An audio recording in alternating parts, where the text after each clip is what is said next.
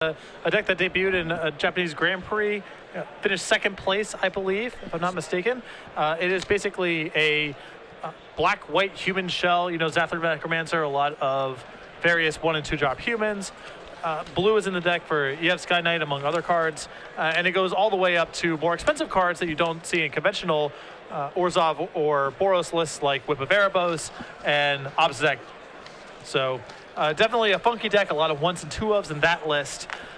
And a deck that's been a little bit off the radar, but certainly has a bit of a tournament pedigree. That's what Zack Glicken is playing. Nate Westerhoff is playing green-white aggro. Pretty run-of-the-mill deck list here. He's got Soldier of the Pantheon, Experiment 1, Temple of Plenty, which is, of course, the new addition. A Smiter to go along with Voice of Resurgence, Mistcutter Hydra, Fleecemane Lion, Boot Satyr, Johnny Calder Pride, Avenue, Slesnia Charm, and a couple of scavenging uses. So just run-of-the-mill, bunch of creatures, spells that actually make creatures, and spells make my creatures better. Yeah, it's pretty interesting. We talked about this a lot on the broadcast in the previous months about how green-white aggro gets so much better for no other reason just by getting to cut the guild gates for temples. Yeah. It can't really be overstated how much that matters. And, you're seeing green-white off to a great start here at 5-0, and the temple is a big part of that. Voice of Resurgence going to come in. Soldier of the Pantheon going to gain Glicken life. He's going to put 21. And that Soldier will do a nice job of taking care of the Voice of Resurgence or just getting in the red zone, which is what it's going to do.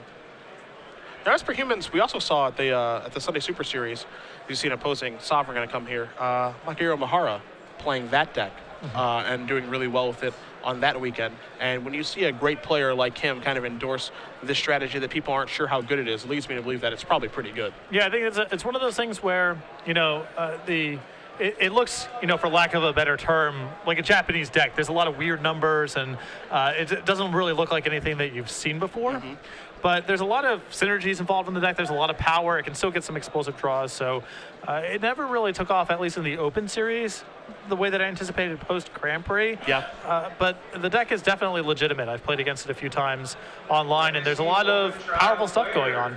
Mistcutter Hydra for 2 is going to come into play tapped because of the Imposing Sovereign. And Imposing Sovereign is, another one of those cards that I think of as just a really, really good one of, and then, the next copies don't do very much. But the first copy of Imposing Sovereign is so good. Yeah, there's a lot. It's very good against a variety of decks and variety of circumstances. Any sort of creature matchup, it's great. And even against a deck like Esper, for example, having Blood Baron come into play tapped or the Elspeth tokens come into play tapped is a big deal. So for a 2-power creature, it does a lot against a variety of decks.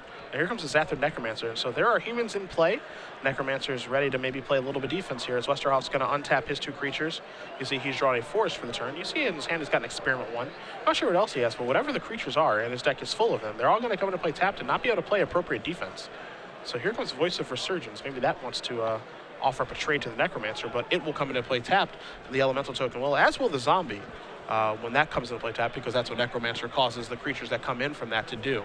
But either way, no blocks here. Glicken's going to take 2, and we'll see what Westerhoff's follow-up will be. Yeah. And Advent of the Worm, one of the marquee cards in green-white aggro, is another card that Imposing Sovereign's just great against. Yes. You see in Glicken's hand, and it looks like the removal spell of choice that a lot of people play in this deck is actually far and away. And this is a deck that can obviously fuse it due to the color requirements, but it's a card that you kind of almost don't see coming from a deck like Esper Humans. It feels like it's just, this kind of mindless white weenie aggro deck, but far and away is a really nice utility card in this particular strategy. Yeah, and Esper Humans is kind of unique insofar as it's kind of in the market to cast both halves of the card. Yeah. It can play unsummon when it's trying to go beatdowns. Certainly there's spots where Edict is powerful, and if the game goes long, it can fuse. So into the red zone we go. Even with the Mutavault as well. So if the Mutavault were to die, Zathra Necromancer's trigger would give Glicken a zombie token because Mutavault is everything up to and including a human. So we'll see what the Mistcutter wants to block. And it's going to go with Imposing Sovereign. I think it's important to get that out of the way. Yeah, Nate's having a lot of trouble functioning against that card, so no surprise for him to take a spot to get that off the table. So 6 damage is going to come across. There's your Sand Black zombie token in the house there for Glicken. That, again, will come into play tapped from the Necromancer. And you see Glicken's hand right now. He's got a Soldier. He's got an Ultimate Price, that far and away that we mentioned, and then a Watery Grave. So pretty good hand. Yeah. And then you're sort of seeing Esper Humans doing its thing, and it does have the Orzhov / Boros, very powerful explosive beatdown draws. But it doesn't just get stonewalled as easily. It has a lot of play to it, some removal spells. So it can be effective in these short games, the way that you're seeing right now. It can also be effective going long because it has more power. Advent of the Worm on Westerhoff's end step is going to come into play here. So there is your worm token in the house. Of course, I know people asked about that earlier when we saw Armada Ward come into play. You can find those tokens at IQs and that lower portion of our organized play program. So if you guys do want to try to acquire those worm tokens or other things up to and including our penguin pins, that's where you can find them. And Zack debating here at the end step while he still has priority about if he wants to cast Ultimate Price or Far and Away. He decides neither. I think I would have taken that spot to remove the worm token. Because Voice is in play, a populate effect here could be kind of annoying. You don't really want to respond with anything. But Zack just allowing it to go. This is going to be an experiment 1. Let's see what the follow-up's going to be, because I feel like there's going to be one. It's a Voice Resurgence. So that goes onto the stack. That's going to trigger the 2 soldiers, so Glicken's going to move up to 18, but Experiment 1's going to evolve into a 2/2. And now Westerhoff is assembling a pretty nice board position here. Ready to play defense. Yeah. And, you know, part of the reason that Voice Resurgence is such a good Magic card, as you see Glicken's going to take a look to see exactly what Voice does, is that, you know, as good a card as Far and Away is, and it's certainly a good one, Voice Resurgence is quite good against it. Yeah, and it's obviously just good against instants in general and against edicts especially, so. You see, Glicken looks like he wants to cast a spell on the end step, but if he does that, he gets punished very badly, assuming that that Westerhoff remembers those voice triggers, so 1 and 2.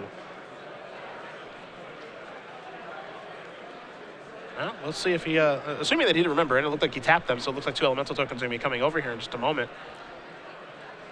Don't love that play from Glicken, as he could have waited just until his turn to be able to kill them, to be able to kill that Experiment 1. But either way, he is trying to clear a path for his Soldier of Pantheons here, but it felt from a mana standpoint that he could have, if that was the thing that he wanted to do, as you see, Detention Sphere, a perfect Detention Sphere here off the top. Yeah. If that was something he was in the market to do, he could have simply untapped, Ultimate Price a token, and Soldiers coming in here to the red zone. Yeah, and he says, I'm going to block one of these because the worm is just green, as you do see it. Even though it is a green-white spell, it is just a green card. You see Zack realizes that he has just made a pretty big mistake, and now he has to undo it now by casting, it looks like, Away to bounce this. I mean, he's down 2 points of damage. It's not the end of the world, as he would have almost certainly been using Away on this anyway. Yeah. And now it looks like we're going to see him cast that Detention Sphere. I guess the question is, what's the target? I think Voice is the best one. So Voices are going to go bye-bye, and now we're just left with 2 elemental tokens and passing the turn back. And those tokens are green and white, which is important now because of those soldiers. Now, Zack's in still a pretty good spot. You know, Nate's pretty low on life here. There's a lot of really good draws that he has as well. And the Necromancer gives him, you know, it makes it very hard for Nate to start attacking. But some of the sequencing here could have been probably optimized a little bit better. So now Westerhoff just passes the turn back to Glicken. So we'll see what Glicken does draw. As again, you do see the zombie token, 2 copies of Soldier of the Pantheon, and a Zathid Necromancer. And it looks like we might see Mutavault come into the red zone here. And it looks like he might try to go for the win if he attacks with everybody. And that's exactly what he's going to do. Now, I think we're going to see an Advent of the Worm here in a moment. Yeah. And I like this attack a lot from Zack because he has Necromancer in play. There's really only so badly this can go. Anything that dies in combat gets replaced, and he gets some damage across, and he can try to finish this game out. So you see Soldier of the Pantheon is going to be blocked. Now some cards are going to be blocked here. The question is, you know, do you block the token? Because it's not going to be replaced. Right, I think that Nate right there might have been better served blocking. If he's going to get the Necromancer off the table this turn, which I agree with, he's better off blocking the zombie because that doesn't get replaced. And then with Necromancer off the table, then you can start blocking the other creatures. Yeah, that's how I feel too. Because now he's got to play 2 creatures to be able to live next turn, right? Because now three triggers from the Necromancer is going to put 3 zombies into play. He's at 2 life. There's only 3 blockers, and there's 5 attackers. So he's going to need. As you see, Temple of Enlightenment's going to come into play here, so Glicken can keep finding action. But Westerhoff's going to need 2 creatures to be able to live. We'll see if he's able to find it. And it looks like one of those cards in his hand is a land, and then there's a Mistcutter Hydra. So the best he can do right now is bluff a Selesnya Charm. Because I don't think that he can kill him on an attack, right? Like if it's a miscutter Hydra for 4, that's 4, that's 9, 10, 12, 13, 14, 15, that's 17 damage. Yeah, so he's just going to play this for 1. And pass the turn back and try to bluff a Boon Satyr or a Selesnya Charm. Yeah, I like this. I mean, you know, he's making a stab at it. Yeah, and it's a little bit scary to try to go for it here in the face of this, because if you're wrong, you just lose. Yeah, and not only do you lose if you go for it, but it's not like Zack has to go for it or he dies next turn. Yeah. He could choose to play a waiting game. So that's a really good bluff there by Nate. A lot of times people bluff in a position where the opponent says, well, if he has it, I lose anyway, so I have to go for it. Yeah. This is a position where, you know, Zack could theoretically wait a while. So Zack opts not to, though, and just goes for it, and Nate with nothing loses the game. Yeah, so Zack Glicken's going to win at game number 1 here with Esper Humans over Nate Westerhoff playing Green White Aggro. Both of these players sitting at 5-0. We're going to move to the sideboards here. I've got Westerhoff's in front of me, so we'll take a look at these 3 Unflinching Courages, 4 Skylashes, 4 Banisher Priest, a Bow of Nylea, a Spear of Heliod, and 2 copies of Glare of Heresy. Some pretty obvious inclusions here, in my opinion.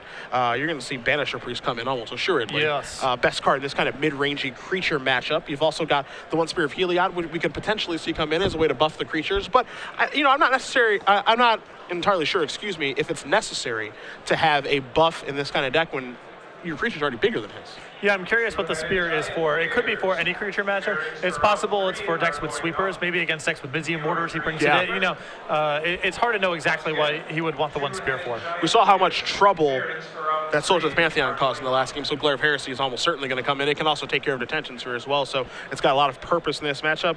And then, you've got Unflinching Courage, which it's a little bit riskier in this particular matchup because you're playing against an aggressive creature deck that does have a healthy amount of removal. And you can expect more coming in. Yeah. Looking over at Zack's sideboard, he has another Far Away, a Supreme Verdict, 2 Doom Blades, a Glare of Heresy that he can bring in as additional removal. So pretty hard to set up Unflinching Courage. Soldier of the Pantheon, I brought this up a couple times. We've had this deck on camera. Now, he does have no copies of Rootborn defenses in his 75, correct? Okay, so that's a little more reasonable. Soldier of the Pantheon, because of Soldier of the Pantheon's presence in the format, not that it's a really popular card, but you will see it over the course of the tournament, I'm really surprised that Fleecemane Lion is not called the Conclave, especially with decks that have cards like Rootborn defenses in the sideboard. Sure. I mean, it's kind of funny because we don't really even, we don't see Fleecemane. We do see 4 Fleecemane Lions. I take that back, yeah. So, and that's a card that just really hasn't hit the mark. I think, there's nothing wrong with that card. I think the Monstrous is a little bit of a dream. It's not only do you have to get to 5 mana, but then it has to matter that you did that, which it often doesn't. Yeah. You go Monstrous with your opponent plays Elspeth. And it's like, oh, well, all right, cool. Yeah. That you spent your time and energy doing that. But I think the fact, most of these decks have some amount of populating going on, whether it's Rootborn defenses or even Tristani in the sideboard we've seen from time to time. And the fact that Soldier of Pantheon is in decks, and this deck, Green White Aggro has some monocolored creatures, but certainly not a boatload of them. And we saw Soldier of Pantheon really cause some headaches for Nate in that game. I think that I prefer Call the Conclave in that spot for the most part. Nate's a little bit different with 0 populating effects in the deck. It's likely that Fleecemane Lion is just better, but I would agree over us, since there are no Rootborn defenses or Tristanis or any way to populate. Yeah, you could certainly make an argument for that, and there are obviously some drawbacks to having Call the Conclave, like a card like Far. Yes. Bouncing it. So that's there are It's definitely some. Yeah, there are some ups and downs there. Yeah, absolutely. So we do have a quick update for you guys at home. Andrew Tenjum does win his match, so he still stays at X-1. He is, of course, on our leaderboard. He is sitting in the 7th place, 109 points.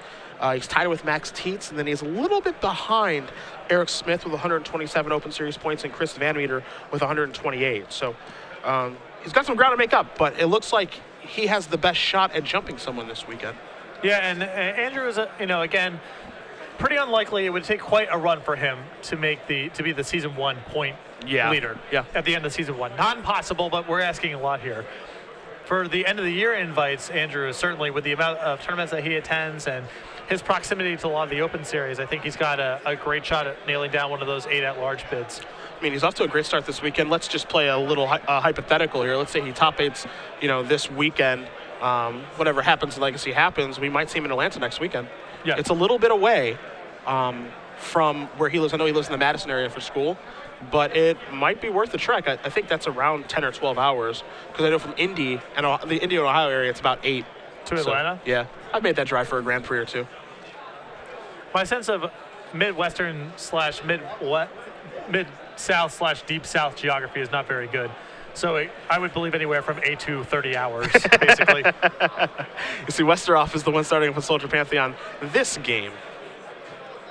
We'll see what Glicken is going to fire away with here. So he's going to take a moment to figure out exactly how he wants to sequence his lands for this game. Yeah, Esper Humans is one of the decks where it's the most challenging to sequence your lands, because a lot of them come into play tapped, and you actually are pretty sensitive to color mana requirements early in the game. So he's going to go down to 16, 2 from the Godless Shrine, 2 from the Thoughtseize. We'll take a look at the grip here for Westerhoff. You're going to see a Scavenging Ooze, a Fleecebane Lion, a Temple of Plenty, a Boon Satyr, and an Advent of the Worm. So Westerhoff decided, okay, I want to get on the board fast in this game and start pressuring my opponent, and I'll take a turn off a Temple of Plenty to presumably find my third land via the Scry. Yeah, it gives him the highest upside here, as if he's able to find a green source on his draw step here. It's enormous, and he still gets off the ground running. These two Thoughtseizes are in Zack's sideboard he's brought in for this match. I'm not a huge fan, as the green-white aggro deck is pretty redundant, and it's not about one specific piece of the puzzle really mattering in most cases. And the deck's fairly fast and aggressive, so 2 life definitely matters. But he has brought in at least one Thoughtseize, and likely the second one as well. The selection is Fleecebane Lion. That's what's going to go to the graveyard here. As Westerhoff's going to pick up his hand, he's going to untap that plane. So let's see what he finds for his draw. Does not look to be a land, so there is Temple of Plenty. You've got a Scry trigger that goes on the stack, and he's going to keep that, so I guess that's probably a land. Yeah. And now the Soldier's going to come across for 2. It's going to knock Glicken down to 14. So Glicken with 1 land in play at 14. Although some of that is his own doing. Indeed it is, as he does draw a Hallowed Fountain for the turn to go along with another Hallowed Fountain, a Watery Grave, and some other things to work with there, among them a Doomblade and a Detention Sphere. He's going to play Watery Grave on tap, so he's going down to 12. Now, of course, the green-white deck does not have Reach, but it does have big creatures and it does have Trample. And it has a couple things that can approximate Reach. You know, Mistcutter Hydra can play that role, Boon Satyr at times as well. He also has Johnny, so there are, it's not, you know, lightning strikes and Skullcrack certainly, but the green-white deck can apply a lot of, you know, the last few points of damage. Is definitely has tools to do that. Soldier's going to bite the dust from a Doomblade. Not too surprising there. And now you see Westerhoff considering if he should play something in his main phase. Of course, green-white does have a lot of flash cards. In his hand, Westerhoff has a Boon Satyr, and he also has Skylasher. So does he have to fear counter magic from this Esper Humans deck? That's one of the things that makes Esper Humans a nice deck, is because you don't really know what you're going to play against. They could have counter magic, but he's just going to go with Scavenging Ooze and then leave mana up for an activation. And it looks like Zack here has a hand of removal spells and Blood Baron, so he definitely has a game plan here. Question is, can he get to it? He's got to take what looks like a lot of pain along the way, because he's got 3 Ravnica duels in his hand. Yeah, he can play a land tap this turn and play Doomblade, then play Detention Sphere next turn. And play his next lane tapped as well. Yeah, the thing is here, he would really like to save the Doomblade in his hand, because that protects him against Advent of the Worm. Whereas the Detention Sphere, you know, if he wants to play Detention Sphere against the main phase threats, because it's more efficient there, and then save the Doomblade for the instant speed stuff, and that's exactly what Zack's doing. So there's G-Sphere. You see a Scavenging Ooze activation. Nate decides, I want to get a life as opposed to leaving that in the graveyard for the next Scavenging Ooze, assuming there's a next one coming from Westerhoff's side. So G-Sphere will take care of the Ooze. Westerhoff's going to draw a card. It's the Soldier of the Pantheon. Does not have a 4th land in his hand. And it looks like we're just going to see a Soldier here momentarily, and then he does have the ability to cast a Skylasher on Glicken's end step.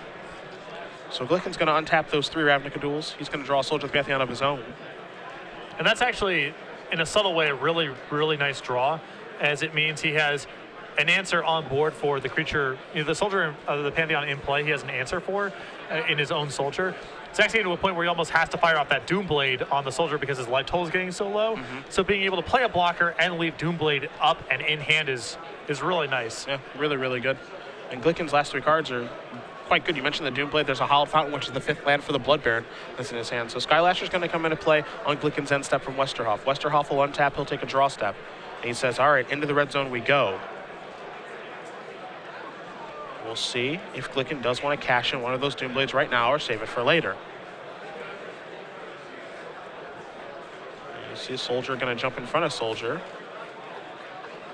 And he does, even though we know that Westerhoff doesn't have rootborn defenses, he does have to be a little wary here.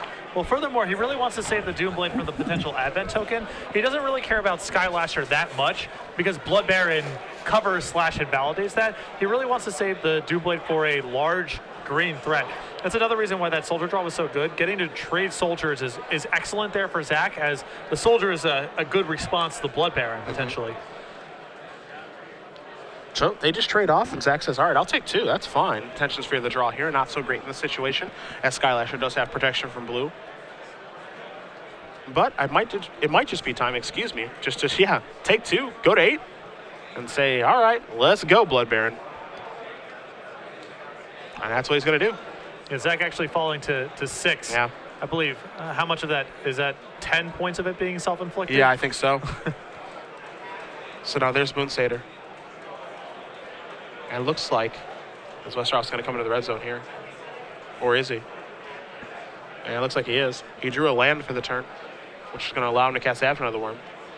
So Glicken's going to go down to 2.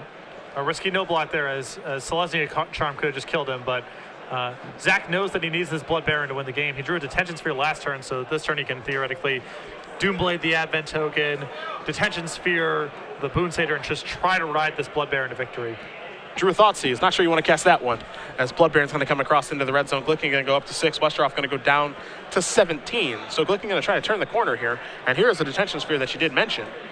That's going to be placed on the stack, and it says, Boonsader, kindly leave. End step. There's the Advent of the Worm. Westerhoff says, is a 5/5 okay? Glicken says, absolutely. And now there's Doomblade to take care of that while Westerhoff is tapped out, which is smart, of course, because you do not want to get rootborn defensed.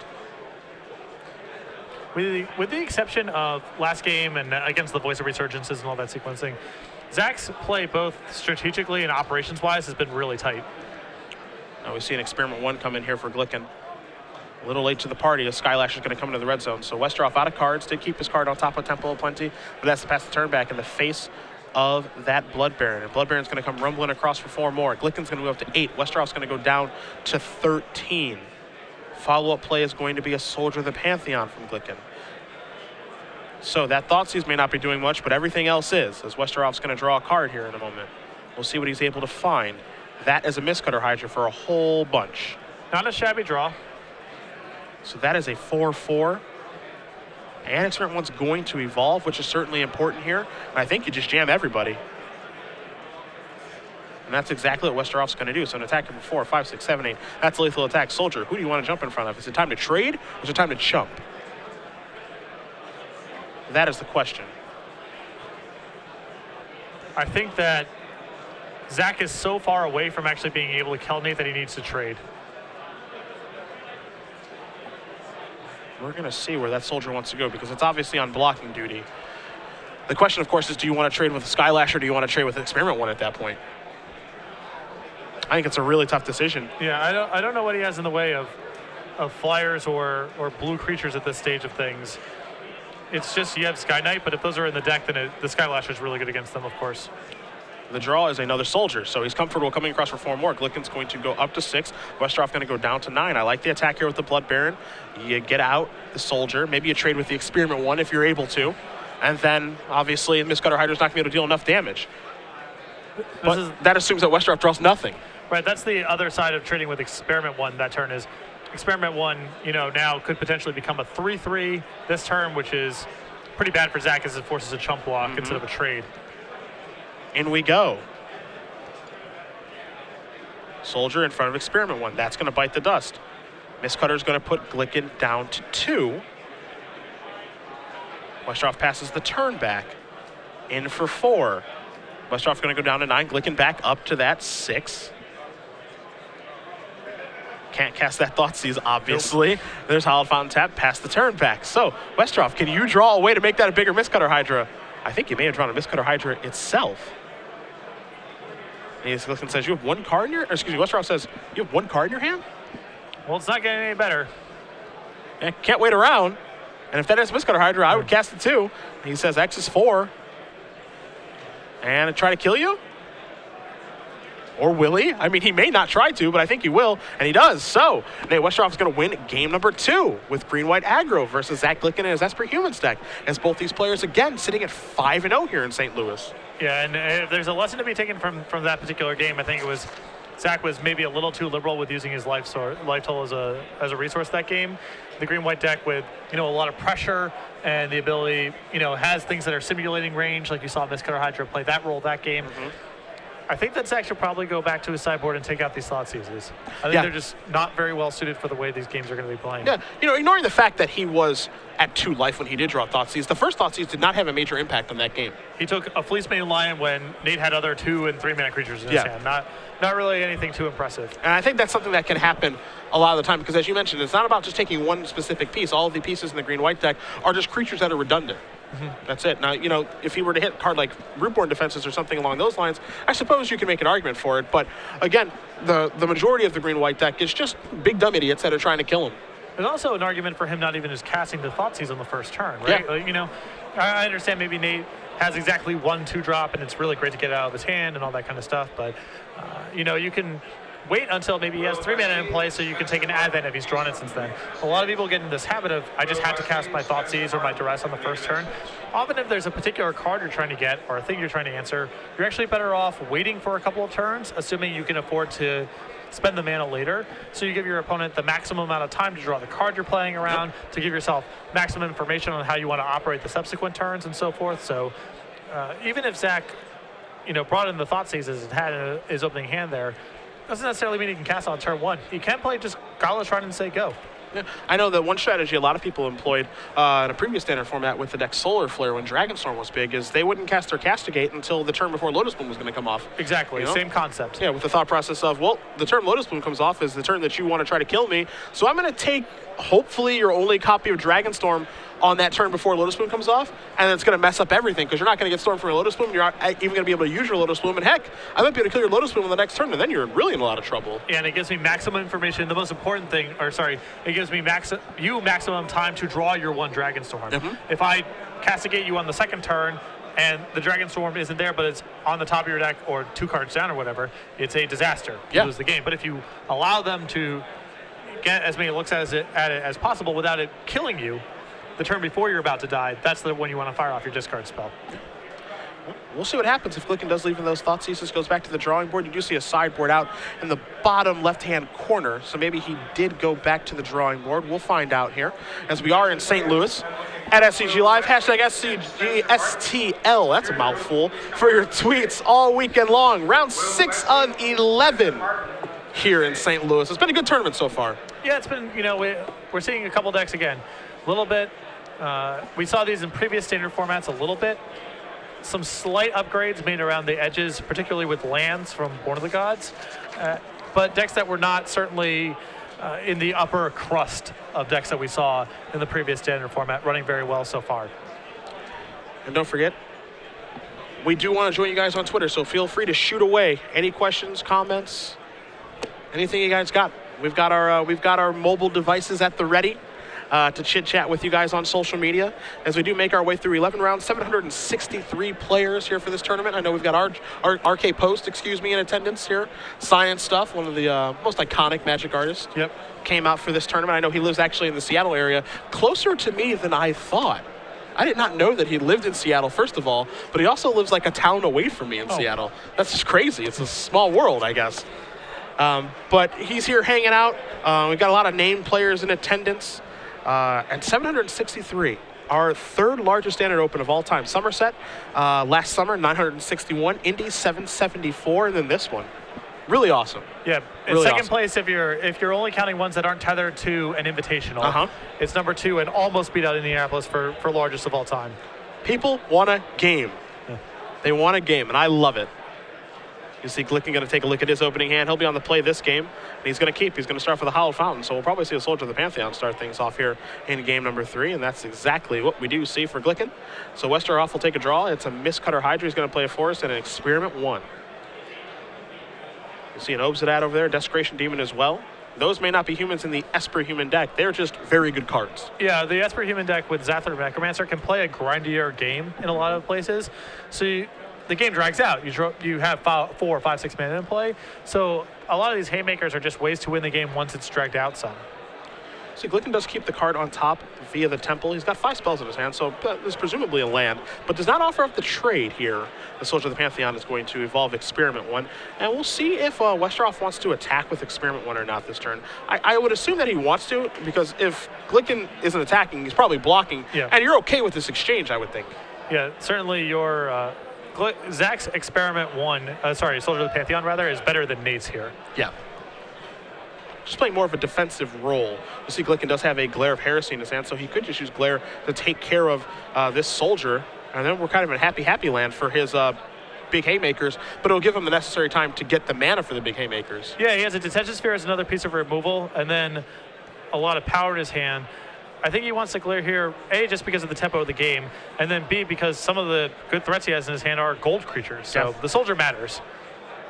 Well, Westerhoff's going to draw a Plains. He's going to go with Loxodon Smiter. Just a one of it is in his deck, but a big creature is Doomblade is the draw here for Glicken. So again, plenty of removal with that Sphere and that Doomblade, and it's just really difficult for Westerhoff to actually just get any footing in this game. So let's see what Nate is able to draw. It looks like a Mistcutter Hydra. He has a Banisher Priest in hand. This is a hand that's really susceptible to something like Obsidian if it goes on for much longer. Mistcutter Hydra is going to try to pressure Zack, and it's going to do so. It's going to put him down to 15. Now, of course, he does have the Doomblade at the ready, but right now, if you're Zack, you just want to draw some lands. He does draw far and away. Lands are castable spells. Yeah. You're just going to pass the turn back. So Westerhoff's going to untap. He'll take a draw. It's a forest. It looks like Westerhoff might be flooding out a little bit here. He says, all right, attack for 3.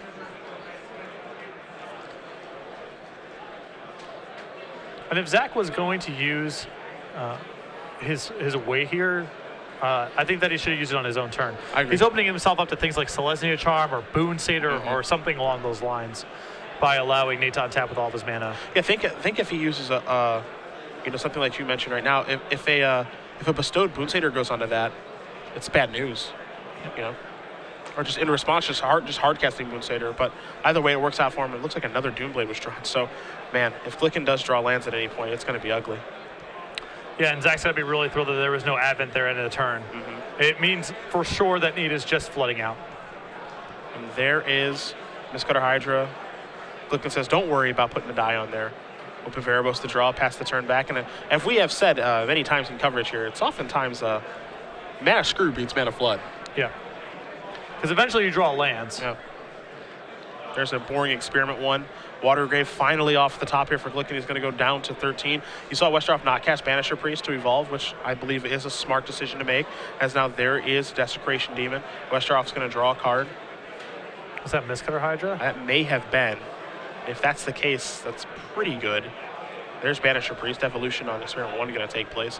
Give me that Desecration Demon, he says. Do you want a Mistcutter here for 3? Just get the pressure on? Yep. Okay. It evolves Experiment 1 again, too, so it's a lot of pressure. That's 6. So put Glicken down to 7. Just pass the turn back here. So Westerhoff is all in, for lack of a better term. And you see Glicken's going to take a look at Banisher Priest just to make sure he knows exactly what that does. And yes, Zack, if you kill that, you get your Desecration Demon back. That is a good series of events. See a Swamp drawn here. Will allow Glicken to cast Obsidian if he'd like to. So if he casts Obsidian, that means a Banisher Priest off the top is not lethal. He'll go up to 9. Banisher Priest will not evolve Experiment 1. And it'll be an attack for 6, so it will not be lethal. Yeah, so that's a pretty strong argument for simply casting Obsidian and saying go. Selesnya Charm won't do it either, obviously. Same effect of removing the Obsidian.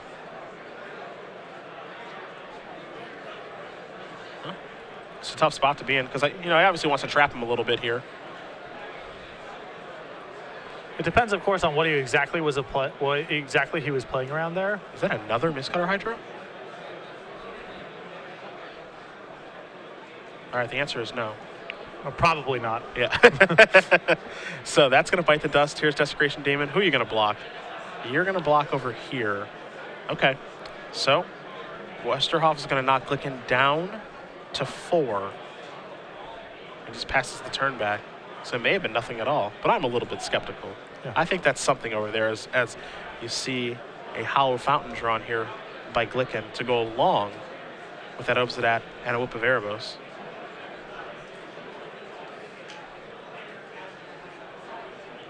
And this is part of the reason I would have probably just played Obstinate last turn. Is a mana efficiency issue, as this turn would have opened up his ability to play both Whip of Erebos and Doomblade with an Obstinate in play, which would have been a swing. Would have been really hard for Nate to recover from, assuming he didn't kill Zack on the previous turn. Yeah, and I agree with you on that. Part of the problem is this Desecration Demon is not as good of a defensive measure as it would appear on surface, as Nate drawing random creatures could possibly tap down the Desecration Demon. Now there's Obsidat, so that's going to come into play. It'll knock Glicken up to 6. It'll knock Westerhoff down a little bit to 18. Going to play the Hollow Fountain tap, and he's just going to leave Obsidat into play. So now there's an Advent of the Worm, so that's a good draw. And that's going to evolve Experiment 1 into a 4/4. So long as he does remember, which he does. All right, so. And then Westerhoff right now, you got to draw a creature. Got to. There's some big ones too. Banisher Priest is incredible here. Yeah. Got to draw a creature. Mistcutter Hydra, he's got some big draws. And Ajani is just lethal as well. Selesnya Charm's really good. Almost all the spells are good. 2 mana, more than 2 now, maybe. This is a Scavenging Ooze. And Zack can breathe a sigh of relief. That card's not bad here, don't get me wrong, but it's not, it is not the card that Nate was looking for. So he says, all right, what creatures do you have over there in your graveyard? It's an interesting draw, is the Scavenging Ooze, because that's basically like a 6/6 over the course of a couple of turns, which will allow him to actually do some winning in combat. So that's a really, really interesting draw. Not a bad one from Nate, but it is, because it's on a 1-turn delay of being really impactful, it can't attack this turn, of course, gives Zack a little bit of breathing room. So you see, Westerhoff's going to remove some things from the graveyard right away. And again, you see Glicken's hand right now. He's got an Obsidat and he's got a Whip of Erebos in his hand. I think what he's deciding is, okay, do I sacrifice something to get in some damage or not? And it looks like he's going to. Wow.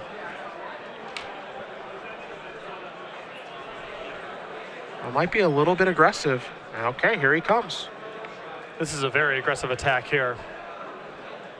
I guess the thought process here is that, okay, I'm willing to trade my Worm token for your Obsidat and get in 4 points of damage. And if you block my Experiment 1, I can just regenerate, and I'm okay with that.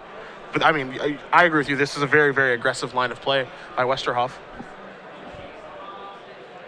I think I'm in Zack's position here. I actually consider just trading with the Worm and untapping and playing the Whip of Erebos. It basically forces... Because of Whip of Erebos in here, I would like to just be my demon heads up against your creature. You sack it, that's fine. This gives Nate a little bit more wiggle room to contain that Desecration Demon. And with a second Obsidat in hand, there's also an incentive to just trade when you can. Godless Shrine, the card drawn. This is a very, very fast tapping for Whip of Erebos, excuse me. I was going to say Whip of Obsidat because that's typically what it's targeting. But there you do see the Whip. You know, the bottom line of text, not terribly important right now. Just the first one. Yeah. Creatures you control have lifelink. That's what matters right now, is you see Westerhoff saying, all right, sacrifice, your demon is not allowed to hit me. And now Obsidat's got a real decision to make. Does it attack or not? And if it doesn't attack, if Westerhoff draws Selesnya Charm or Banisher Priest or something, the game ends. Yeah, there's a lot of insane draws. What is this? This is Voice of Resurgence. Which is also not a horrible draw from the perspective of keeping the Desecration Demon pinned down. It's not a bad draw at all. So now Voice is going to be played, and Westerhoff's going to pass the turn back to Glicken. So we'll see what Zack draws on this turn. It is a Temple of Silence. If you're going to draw a land, might as well be one that scries. So there's that. Let's see where he wants to leave this card.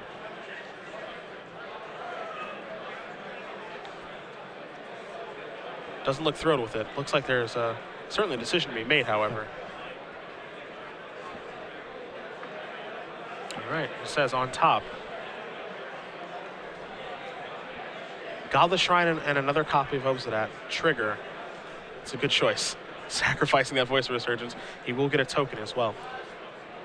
I think now it's time to send an Obsidat, as you can just play your other Obsidat. Yeah, I keep like that your too. new one around. And he comes to the same conclusion that you do. And Westerhoff says, all right, I'll take 5. You gain 5. You go up to 6. And now we're going to see a replacement Obsidat come into play. It'll be a little more drain and gain. So Westerhoff's going to go down to 11. Glicken is going to move up to 8. Catch the turn back. Still some draws that get it done here for Nate, most notably Ajani. Looks like it was a spell. I mean, at this point, he can't afford to miss. His draw spell, it feels like every turn for us. Oh, yeah. If he draws a lane at any point here, that's going to give Zack enough breathing room to take this over. Yeah. And this is an attack here for 5. See a block. All right, so Glicken's going to move up to 13. Yeah, doesn't want to get killed by something, like Boonsater there. And with Whip in play, there's a big incentive for him to trade. Yeah. He can start just getting these Obsidats back. That's a Supreme Verdict off the top. It's not a bad draw, actually. And he says, all right, whip my Obsidat. Now, this is a combo we haven't got to see very much. But it's finally happening. And he says, all right, sacrifice this elemental token. Take 5, and it looks like now Zack has fully turned the corner. Yeah. Yep. He's going back up to, his starting life total here, or very close to it. After fading a few draw steps here, he was able to get himself underneath this, as it looks like Westerhoff did not draw anything of consequence in the previous turn. And now he's up at 20 life. He's got to contain the Desecration even. He's sitting at 6 life, as there's a Fleecemane Lion. And that is not going to get the job done. So in comes Obsidat. Drain and Brain. I said Drain and Gain last time. It's Drain and Brain. I don't want to insult BBD. It's going to allow Glicken to move up a little bit, Westerhoff to move down a little bit, put the Desecration Demon trigger on the stack. Westerhoff says, I guess I'll sacrifice this, make it monstrous. When sacrificing, it's still going to happen. So looks like, as you see a smile on his face, looks like Nate knows that it's over. Zack Glicken is going to win this match with Esper Humans, moving on to 6-0, defeating Nate Westerhoff and giving Green-White Aggro its first loss on the weekend. Big win for Zack. That was a really, really, really close third game. Yeah. I mean, Nate had a lot of draws there. Who knows how he sideboarded? Not necessarily clear if all the cards in question are still in his deck and what have you, but Zack avoided a few critical draw steps there from Nate and was able to take the match. Yeah, Nate got himself in a situation where he could not afford to miss with a creature. Now, Voice of Resurgence was a pretty big draw to be able to contain Demon for multiple turns, but he was just in a situation where there was certainly a time where he could draw a certain sequence of cards to get himself back into it, but he also just needed to never draw a land. That was the big thing, and how to continuously be a creature that does something to interact with the board and interact with the Desecration Demon. He took one turn off, and that was pretty much it. Yeah.